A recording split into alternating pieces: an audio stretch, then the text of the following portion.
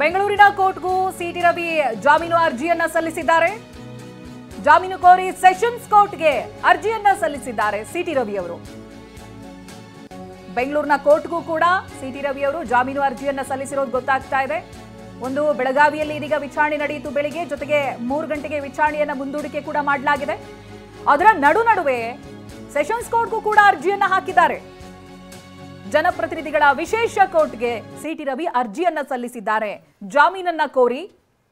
CCH ಕೋರ್ಟ್ಗೂ ಕೂಡ ಇಲ್ಲಿ ಜಾಮೀನನ್ನ ಅರ್ಜಿಯನ್ನ ಸಲ್ಲಿಸಿರೋದು ಗೊತ್ತಾಗ್ತಾ ಇದೆ ಸಿಟಿ ರವಿ. ಬೆಂಗಳೂರಿನ ಕೋರ್ಟ್ಗಳಿಗೂ ಕೂಡ ಸಿಟಿ ರವಿ ಮೊರೆ ಹೋಗಿದ್ದಾರೆ. ಪ್ರತ್ಯೇಕ ಸೆಕ್ಷನ್ಗಳಲ್ಲಿ ಜಾಮೀನಿಗಾಗಿ ರವಿ ಅರ್ಜಿ. ರಾಜಧಾನಿ ಬೆಂಗಳೂರಿನ ಕೋರ್ಟ್ಗಳಿಗೂ ಕೂಡ ಸಿಟಿ ರವಿ ಮೊರೆ ಹೋಗಿರೋದು. ಪ್ರತ್ಯೇಕ ಸೆಕ್ಷನ್ಗಳಲ್ಲಿ ಜಾಮೀನಿಗಾಗಿ ರವಿ ಅರ್ಜಿ ಸಲ್ಲಿಸಿದ್ದಾರೆ. ಜನಪ್ರತಿನಿಧಿಗಳ ವಿಶೇಷ ಕೋರ್ಟ್ಗೆ ಒಂದು ಅರ್ಜಿಯನ್ನ ಸಿಟಿ ರವಿ ಸಲ್ಲಿಸಿರೋದು. ಬಿಎನ್ಎಸ್ ಕಾಯ್ದೆ ಸೆಕ್ಷನ್ 75 ಇದರ ಪ್ರಕಾರ ಕೂಡ ಸೆಷನ್ಸ್ ಕೋರ್ಟ್ ವ್ಯಾಪ್ತಿಯ ಕೇಸ್. ಹೀಗಾಗಿ ಸೆಷನ್ಸ್ ಕೋರ್ಟ್ಗೂ ಕೂಡ ಸಿಟಿ ರವಿ ಜಾಮೀನು ಅರ್ಜಿ ಸಲ್ಲಿಸಿದ್ದಾರೆ. ಸಿಟಿ ರವಿ ಪರ ವಕೀಲ ಶ್ರೀನಿವಾಸ್ ರಾವ್ ಅರ್ಜಿ ಸಲ್ಲಿಸಿರೋದು. ಇನ್ನು ಮಧ್ಯಾಹ್ನ 3 ಗಂಟೆಗೆ ಅರ್ಜಿ ವಿಚಾರಣೆ ಸಾಧ್ಯತೆ ಇದೆ. ಬೆಂಗಳೂರಿನ ಕೋರ್ಟ್ಗೆ ಸಿಟಿ ರವಿ ಮೊರೆ. ಪ್ರತ್ಯೇಕ ಸೆಕ್ಷನ್ಗಳು, ಆ ಸೆಕ್ಷನ್ಗಳಲ್ಲಿ ಜಾಮೀನಿಗಾಗಿ ರವಿ ಅರ್ಜಿ. ಒಂದ್ ಕಡೆ ಸೆಷನ್ಸ್ ಕೋರ್ಟ್, ಮತ್ತೊಂದು ಕಡೆ ಜನಪ್ರತಿನಿಧಿಗಳ ಕೋರ್ಟ್, ಎರಡೂ ಕಡೆ ಕೂಡ ಅರ್ಜಿ ಸಲ್ಲಿಸಲಾಗಿದೆ.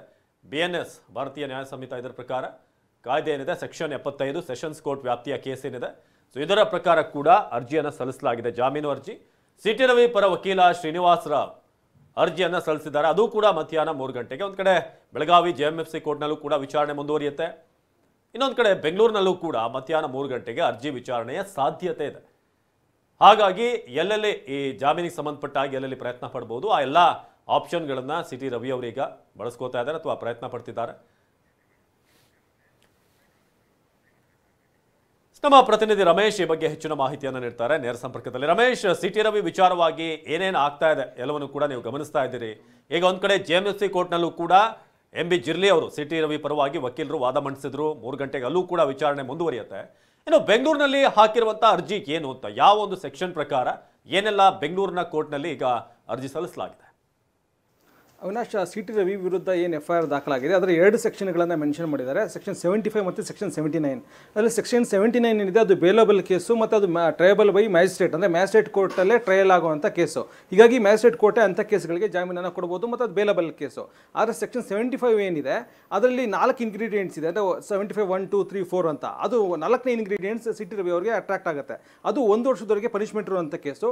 ಉಳಿದ 3 ಆಫೆನ್ಸಸ್ ಏನಿದೆ ಅದು 3 ವರ್ಷದವರೆಗೂ ಪನಿಷ್ಮೆಂಟ್ ಇರುವಂಥ ಕೇಸು. ಅದು ಸಿಟಿ ರವಿ ಅವರಿಗೆ ಈ ಕೇಸ್ನಲ್ಲಿ ಅಟ್ರಾಕ್ಟ್ ಆಗಲ್ಲ, ಯಾಕಂದರೆ ಆ ಆರೋಪಗಳು ಸಿಟಿ ರವಿ ವಿರುದ್ಧ ಇಲ್ಲ. ಆದರೂ ಕೂಡ ಸೆಕ್ಷನ್ 75 ಏನಿದೆ ಅದು ಟ್ರಯಬಲ್ ಬೈ ಸೆಷನ್ಸ್ ಕೋರ್ಟ್ ಅಂತೇಳಿ ಆ ಕಾಯ್ದೆಯಲ್ಲೇ ಇದೆ. ಹೀಗಾಗಿ ಇದು ಸೆಷನ್ಸ್ ಕೋರ್ಟ್ನಲ್ಲಿ ಟ್ರಯಬಲ್ ಆಗಿರೋದ್ರಿಂದ ಈಗ ಸಿಟಿ ರವಿ ಅವ್ರನ್ನ ಪ್ರೊಡ್ಯೂಸ್ ಮಾಡಿರೋದು ಮ್ಯಾಜಿಸ್ಟ್ರೇಟ್ ಕೋರ್ಟ್ನಲ್ಲಿ. ಹೀಗಾಗಿ ಮ್ಯಾಜಿಸ್ಟ್ರೇಟ್ ಕೋರ್ಟ್ ಒಂದು ವೇಳೆ ಜಾಮೀನು ಕೊಡೋದಕ್ಕೆ ನಿರಾಕರಿಸಿದೆ, ಯಾಕಂದರೆ ಇದು ಟ್ರಯಬಲ್ ಬೈ ಸೆಷನ್ಸ್ ಕೋರ್ಟ್ ಆಗಿದೆ. ಜೊತೆಗೆ ಇದು ಸ್ಪೆಷಲ್ ಕೋರ್ಟ್, ಜನಪ್ರತಿನಿಧಿಗಳ ವಿಶೇಷ ಕೋರ್ಟ್ಗೆ ನೀವು ಅರ್ಜಿಯನ್ನು ಹಾಕಬೇಕು. ಯಾಕಂದರೆ ಜನಪ್ರತಿನಿಧಿಗಳ ವಿಶೇಷ ಕೋರ್ಟೇ ಸ್ಪೆಷಲ್ ಆಗಿ ಕಾನ್ಸ್ಟಿಟ್ಯೂಟ್ ಆಗಿರುವಂಥ ಕೋರ್ಟು MP ಮತ್ತು MLAಗಳ ಕೇಸ್ಗಳಿಗೆ ಸಂಬಂಧಪಟ್ಟಂತೆ. ಹೀಗಾಗಿ ನಾನು ಈ ಕೇಸ್ನ ವಿಚಾರಣೆ ಮಾಡೋಕ್ಕೆ ಸಾಧ್ಯ ಇಲ್ಲ ಅಂತ ಏನಾದರೂ ಒಂದು ವೇಳೆ ಹೇಳಿದ್ರೆ ಆಗ ಏನು ಸೆಷನ್ಸ್ ಕೋರ್ಟ್ಗೆ ಅವರು ಅರ್ಜಿಯನ್ನು ಸಲ್ಲಿಸಬೇಕಾಗುತ್ತೆ. ಹೀಗಾಗಿ ಅವರು ಮುನ್ನೆಚ್ಚರಿಕೆಯಾಗಿ ಈಗಲೇ ಅರ್ಜಿಯನ್ನು ಸಲ್ಲಿಸಿದ್ದಾರೆ ಮತ್ತು 3 ಗಂಟೆಗೆ ಮಧ್ಯಾಹ್ನ ವಿಚಾರಣೆಗೆ ಬರುತ್ತೆ. ಯಾಕಂದರೆ ಮ್ಯಾಜಿಸ್ಟ್ರೇಟ್ ಕೋರ್ಟು ಸಿಟಿ ರವಿ ಅವರ ಒಂದು ಕೇಸನ್ನು ವಿಚಾರಣೆಗೆ ಸ್ವೀಕರಿಸಿ ಅವರು ಆದೇಶ ನೀಡುವಂಥ ಸಾಧ್ಯತೆಗಳು ಸ್ವಲ್ಪ ಮಟ್ಟಿಗೆ ಕಡಿಮೆ ಇರೋದ್ರಿಂದ ಮುನ್ನೆಚ್ಚರಿಕೆ ಕ್ರಮವಾಗಿ ಈ ಅರ್ಜಿಯನ್ನು ಸಲ್ಲಿಸಿದ್ದಾರೆ. ಹೀಗಾಗಿ ಇವತ್ತು ಮಧ್ಯಾಹ್ನನೇ ಅರ್ಜಿ ವಿಚಾರಣೆಗೆ ಬರುತ್ತೆ.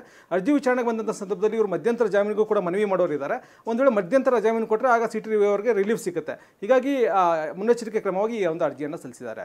ರಮೇಶ್, ಅಂದ್ರೆ ಈಗ ಈ ಅರ್ಜಿಗಳನ್ನ ಸಲ್ಲಿಸಿರೋದು ಏನೆಲ್ಲ ಆಗಿದೆ ಪದಬಳಕೆ ಸಂಬಂಧಪಟ್ಟ ಹಾಗೆ, ಅಂದ್ರೆ ಈ ನಂತರ ಏನೇನಾಯ್ತು ಪೊಲೀಸರು ಬಂಧಿಸಿದಂತ ರೀತಿ ಇದೆಲ್ಲವೂ ಕೂಡ ಜೆಎಂಎಫ್ಸಿ ಕೋರ್ಟ್ ಅಲ್ಲೇ ಬೆಳಗಾವಿಯಲ್ಲೇ ನಡೆಯುತ್ತೆ. ಅಂದ್ರೆ ಏನು ಬಂಧನದ ನಂತರ ಆದಂತ ವಿಚಾರಗಳು, ಏನ್ ಸೆಕ್ಷನ್ಗಳು ಬರುತ್ತೆ, ಈ ಅರೆಸ್ಟ್ ಮಾಡಿದಂತ ರೀತಿ, ಕೊಟ್ಟಂತ ಕಾರಣ, ಏನು ಕಾರಣ ಕೊಟ್ಟಿಲ್ಲ ಅನ್ನೋದು, ಇದೆಲ್ಲವೂ ಕೂಡ ಅಂದ್ರೆ ಇಲ್ಲಿ 2 ವಿಚಾರ ಬರುತ್ತೆ ಅಂತ. ಒಂದು ಏನಾಯ್ತು ಸಭಾಪತಿಯ ವ್ಯಾಪ್ತಿಯ ಒಳಗೆ, ಇನ್ನೊಂದು ಹೊರಗೆ ಬಂದ ನಂತರ ಹೇಗೆ ಅವ್ರನ್ನ ನಡೆಸ್ಕೊಳ್ಳಾಯ್ತು ಅಂತ. ಅವಿನಾಶ್, ಈಗ ಕೇಸ್ ಏನಿದೆ ಅಂದರೆ ಲಕ್ಷ್ಮೀ ಹೆಬ್ಬಾಳ್ಕರ್ ಏನು ದೂರನ್ನು ಕೊಟ್ಟಿದ್ದಾರೆ, FIR ಏನು ದಾಖಲಾಗಿದೆ, ಅದನ್ನು ಆಧರಿಸಿ ಪೊಲೀಸರು ಅವ್ರನ್ನ ಬಂಧಿಸಿದ್ದಾರೆ. ಅವ್ರನ್ನ ಬಂಧಿಸಿದ ನಂತರ ನಡೆದಂಥ ಪ್ರಕರಣಗಳಿಂದ ಘಟನೆಗಳಿದೆ, ಅದವು ಎಲ್ಲವೂ ಕೂಡ ಇಲ್ಲಿಗಲ್ ಆ್ಯಕ್ಟ್, ಅದು ಎಲ್ಲವೂ ಕೂಡ ಪೊಲೀಸರು ಆ ರೀತಿ ನಡ್ಕೋಬಾರ್ದಿತ್ತು, ಅಂತಹ ಕೃತ್ಯಗಳನ್ನು ಪೊಲೀಸರು ಮಾಡಿದ್ದಾರೆ ಅಂತೇಳಿ ಈಗ ಕಂಪ್ಲೇಂಟ್ ಮಾಡಿದ್ದಾರೆ. CT ರವಿ ಅವರು ಮ್ಯಾಜಿಸ್ಟ್ರೇಟ್ ಮುಂದೆ ಅದನ್ನು ಕಂಪ್ಲೇಂಟ್ ಮಾಡಿದ್ದಾರೆ. ಯಾಕಂದರೆ ಸಾಮಾನ್ಯವಾಗಿ 24 ಗಂಟೆ ಒಳಗಡೆ, ಬಂಧನದ 24 ಗಂಟೆ ಒಳಗಡೆ ಹತ್ತಿರದ ಮ್ಯಾಜಿಸ್ಟ್ರೇಟ್ ಮುಂದೆ ಹಾಜರುಪಡಿಸಬೇಕು. ಅದರಂತೆ CT ರವಿ ಅವರನ್ನ ಹಾಜರುಪಡಿಸಿದ್ದಾರೆ.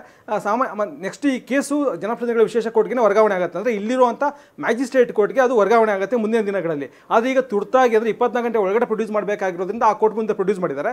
ಪ್ರೊಡ್ಯೂಸ್ ಮಾಡಿದಂಥ ಸಂದರ್ಭದಲ್ಲಿ ಪೊಲೀಸ್ ಕಸ್ಟಡಿಯಲ್ಲಿ ನಿಮ್ಗೆ ಏನಾದ್ರು ಹಿಂಸೆ ಆಯಿತಾ ಅಂತೇಳಿ ಸಹಜವಾಗಿ ನ್ಯಾಯಾಧೀಶರು ಕೇಳ್ತಾರೆ, ಅದು ಅವ್ರ ಕರ್ತವ್ಯ.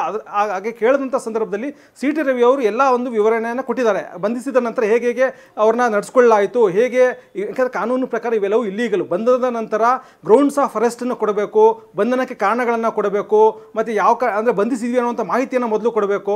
ಇದು ಯಾವುದನ್ನು ಕೂಡ ಕೊಟ್ಟಿಲ್ಲ. ಹೀಗಾಗಿ ಬಂಧನದ ಪ್ರಕ್ರಿಯೆಗಳೇನಿದೆ, ಕಾನೂನುಬದ್ಧ ಪ್ರಕ್ರಿಯೆಗಳು, ಅದ್ಯಾವುದನ್ನು ಕೂಡ ಪೊಲೀಸರು ಫಾಲೋ ಮಾಡಿಲ್ಲ ಅನ್ನೋದು ಈಗ CT ರವಿ ಪರ ವಕೀಲರ ವಾದ. ಇದನ್ನೇ ಈಗ ಮ್ಯಾಜಿಸ್ಟ್ರೇಟ್ ಗಮನಕ್ಕೆ ಅವ್ರು ತಂದಿದ್ದಾರೆ. ಹೀಗಾಗಿ ಮ್ಯಾಜಿಸ್ಟ್ರೇಟ್ ಏನಾದರೂ ಒಂದು ವೇಳೆ ಇದು ಸದನದ ವ್ಯಾಪ್ತಿಗೆ ಒಳಪಟ್ಟಂಥ ಪ್ರಕರಣ, FIR ಸಲ್ಲಿಸಿದ್ದೇನೆ ಇವರು ಕಾನೂನು ಬಾಹಿರ, ಇವರ ಅರೆಸ್ಟೇನೆ ಕಾನೂನು ಬಾಹಿರ ಅಂತೇಳಿ, ಜೊತೆ ಗ್ರೌಂಡ್ಸ್ ಆಫ್ ಅರೆಸ್ಟ್ ಇತ್ಯಾದಿಗಳನ್ನು ಕೊಟ್ಟಿಲ್ಲ ಅಂತೇಳಿ ಒಂದು ವೇಳೆ ಏನಾದರೂ ಅಲ್ಲೇನೇ ಮಧ್ಯಂತರ ಜಾಮೀನು ಕೊಟ್ಟರೆ ಆಗ CT ರವಿ ಅವರಿಗೆ ರಿಲೀಫ್ ಸಿಗುತ್ತೆ. ಒಂದು ವೇಳೆ ಕೋರ್ಟ್ ನನ್ನ ವ್ಯಾಪ್ತಿಗೆ ಕೇಸ್ ಬರೋದಿಲ್ಲ ಅಂತೇಳಿ ಹೇಳಿದ್ರೆ ಆ ಸಂದರ್ಭದಲ್ಲಿ ಸೆಷನ್ಸ್ ಕೋರ್ಟ್ನಲ್ಲಿ ಮಧ್ಯಾಹ್ನ ಇಲ್ಲಿ ವಿಚಾರಣೆ ನಡೆಯುತ್ತೆ. ಇಲ್ಲಿ ಕೋರ್ಟ್ ಇದೆಲ್ಲ ಅಂಶಗಳನ್ನು ಕೂಡ ಈ ಕೋರ್ಟ್ ಕೂಡ ಗಮನದಲ್ಲಿ ಇಟ್ಕೊಂಡು ಇವರಿಗೆ ಜಾಮೀನು ಕೊಡಬೇಕಾ ಬೇಡ ಅನ್ನೋದನ್ನು ಮಧ್ಯಾಹ್ನ ಸೆಷನ್ಸ್ ಕೋರ್ಟ್ ತೀರ್ಮಾನ ಮಾಡುತ್ತೆ. ಹೀಗಾಗಿ ಮೊದಲು ಅಲ್ಲಿ ಮ್ಯಾಜಿಸ್ಟ್ರೇಟ್ ಕೋರ್ಟ್ ಏನು ತೀರ್ಮಾನ ಮಾಡುತ್ತೋ ಅದು ಮಾಡುತ್ತೆ. ಒಂದು ವೇಳೆ ಅಲ್ಲಿ ಏನಾದರೂ ರಿಲೀಫ್ ಸಿಗಲಿಲ್ಲ ಅಂದರೆ ಆಗ ಮಧ್ಯಾಹ್ನ ಇಲ್ಲಿ ಸೆಷನ್ಸ್ ಕೋರ್ಟ್ನಲ್ಲಿ ಆ ಪ್ರಯತ್ನವನ್ನು, ರಿಲೀಫ್ ತಗೊಳ್ಳುವಂಥ ಪ್ರಯತ್ನವನ್ನು CT ರವಿ ಪರ ವಕೀಲರು ಮಾಡ್ತಾರೆ. Avinash, yes, thank you Ramesh ಮಾಹಿತಿಗಾಗಿ.